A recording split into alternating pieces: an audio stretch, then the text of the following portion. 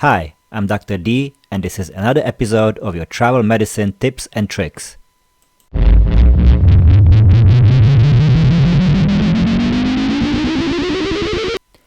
We all care about our skin, but one of the things that almost everybody experiences at some point during their lifetime, and especially when traveling over the summer, is sunburn.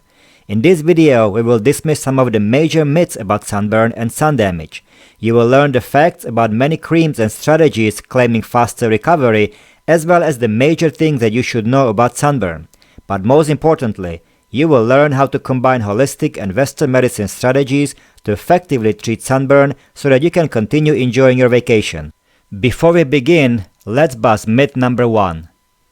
I can't get burned if my body is under the water. You generally will not notice that your skin is burning when you swim because of the cooling effect of water. The reality is, however, that up to 40% of total UV radiation hits the body even half a meter below the surface of the water. You may need to dive anywhere between 2.5 to 4.5 meters deep, depending on the clarity of the water, to avoid the harmful UV radiation. So either reapply sunscreen at least every 2 hours or wear protective clothing even in the water.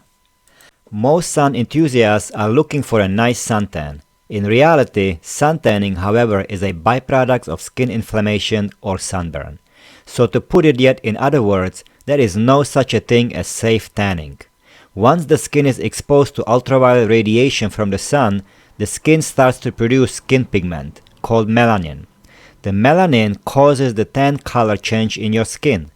While the tan skin color is what is desirable by most people, the tan itself is actually a sign of skin damage. The body tries to produce more melanin in an attempt to protect the skin from further damage. Myth number 2. Wearing clothes protects me from sunburn. So this might be a shocking surprise for many of you, but the reality is that most light clothing does not provide adequate protection. A regular cotton t-shirt, for example, only offers an ultraviolet protection factor of about 4 to 6. You can get both sunburn and increase your risk of skin cancer. So what does it mean for you?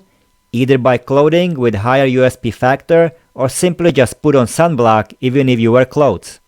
Everybody is susceptible to sunburn, regardless of their skin type, but adolescents and young adults are more likely to develop sunburn. While many people are under the assumption that individuals with black skin cannot get a sunburn, in reality, they get sunburn more than most people realize. Myth number 3. I can't get burned in the shade. Common sense says that shade should protect you from sunburn. Well, the reality is that, as we will discuss in a bit in this video, sand, snow, and water reflect UV radiation. So if you are sitting under a beach umbrella, UV radiation can still damage your skin. And be aware of the fact that light color paint or metallic surfaces reflects more UV radiation than dark ones. Obviously, if you are sitting under a tree, UV radiation will still reach your skin depending on the density of the foliage. While every skin type is susceptible to sunburn, certain factors can make your skin burn much easier. For example, the closer you live to the equator and the higher your altitude, the more likely you are to get sunburn. You might be surprised to find out that you can get sunburn even on cloudy days. There is still enough UV radiation penetrating the clouds to cause sunburn. If you combine it with any of the other risk factors, your chances for sunburn are even higher. Did you know that snow is highly reflective, and that on sunny days, clean, fresh snow can reflect up to 90% of UV radiation? This means that you can be exposed to almost a double dose of ultraviolet radiation directly from the sun and bouncing off snow-covered surfaces. The same goes for reflection from sand at the beach or water. Wet skin serves as a micro-magnifying glass that makes your skin turn red much faster than dry skin. Do you like the idea of sipping on Mai Tai at the beach? Well, you should know that alcohol consumption thus increases your risk for sunburn. Go for a swim afterwards and your risk will be even higher, let alone the fact that when you are buzzed, you probably won't care so much about putting any sunscreen on either. Yes, certain genetic traits can make you more susceptible to sunburn, and it has been shown that people with fair skin, blue eyes, red or blonde hair are much more likely to burn compared to other people. So what does it matter? Well, it has been shown that susceptibility to sunburn is a marker of increased risk of melanoma and non-melanoma skin cancer. What does it translate to for you if you are in this category? You need to be that much more vigilant about protecting yourself from getting sunburn.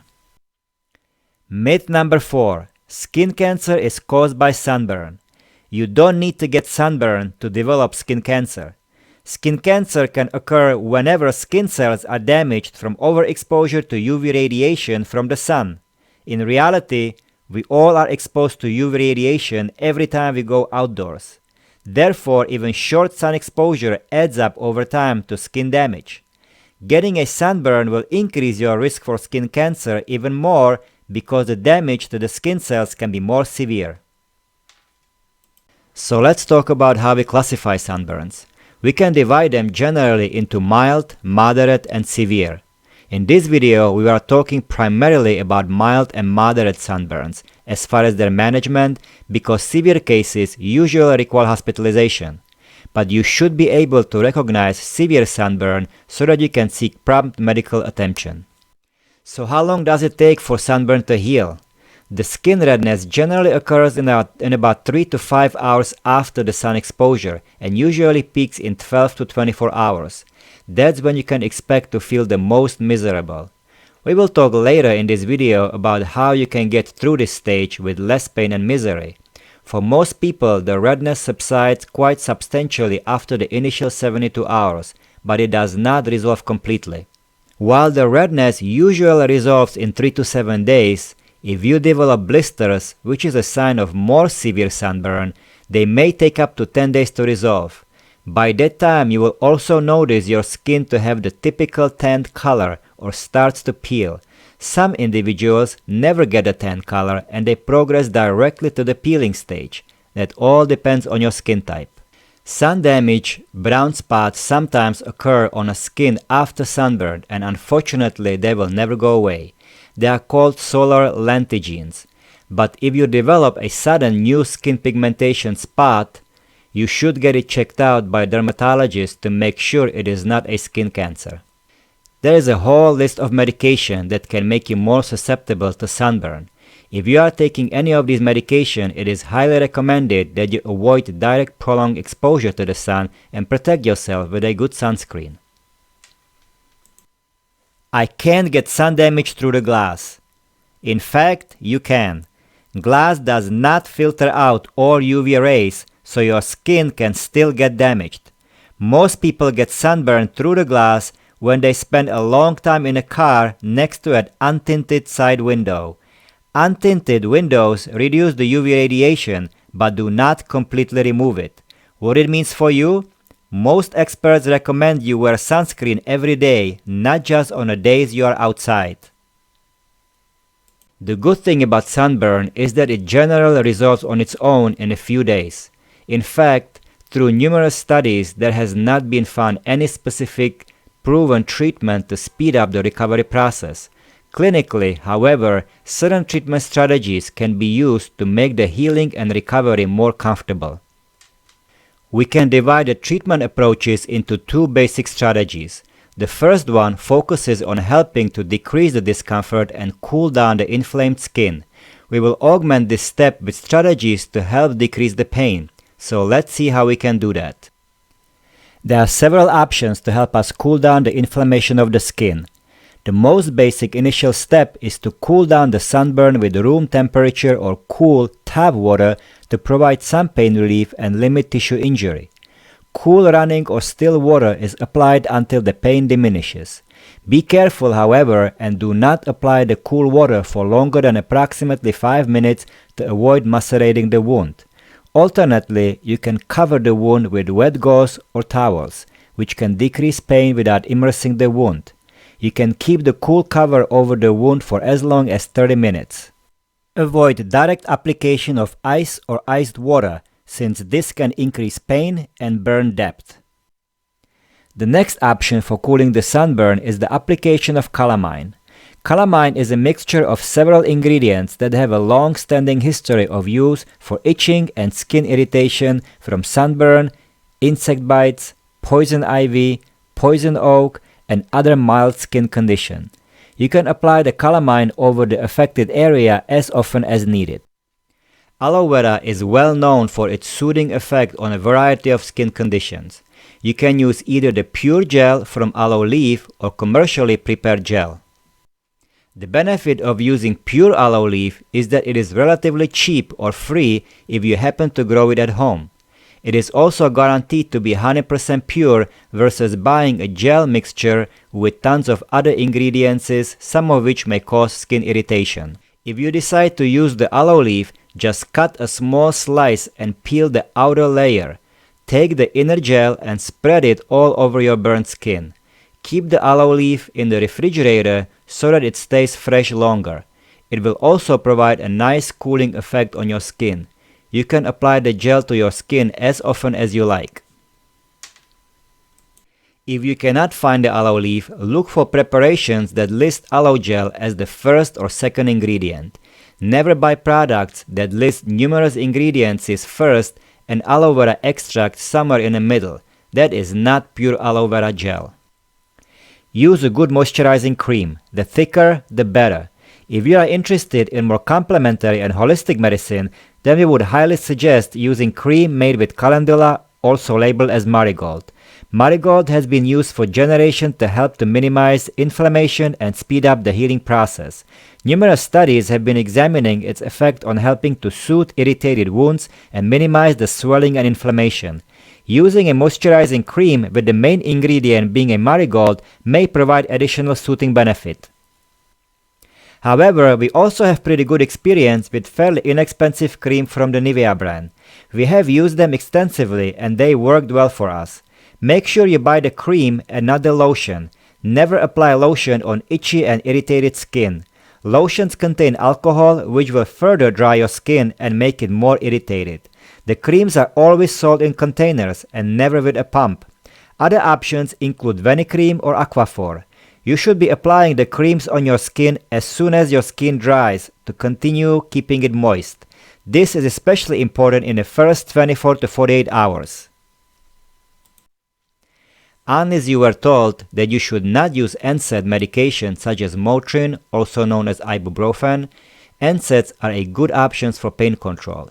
They have a general anti-inflammatory effect and studies have shown that using NSAIDs immediately after sunburn and for the first 24 hours decreases redness.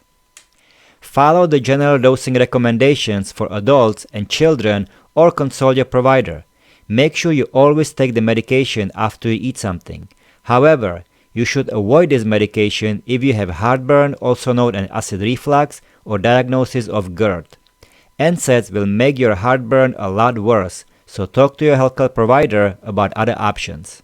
While studies have not demonstrated a major benefit of using topical steroids for the use in sunburn, in clinical practice, topical steroids such as hydrocortisone have been frequently used for sunburns to decrease itching and irritation.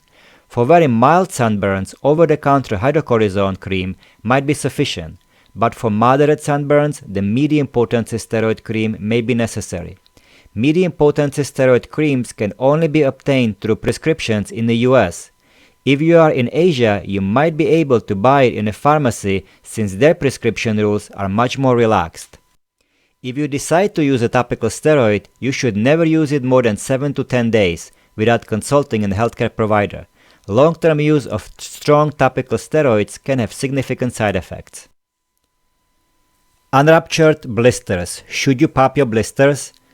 Approach to treatment of blisters vary and some clinicians do not recommend popping your blisters while others do recommend it.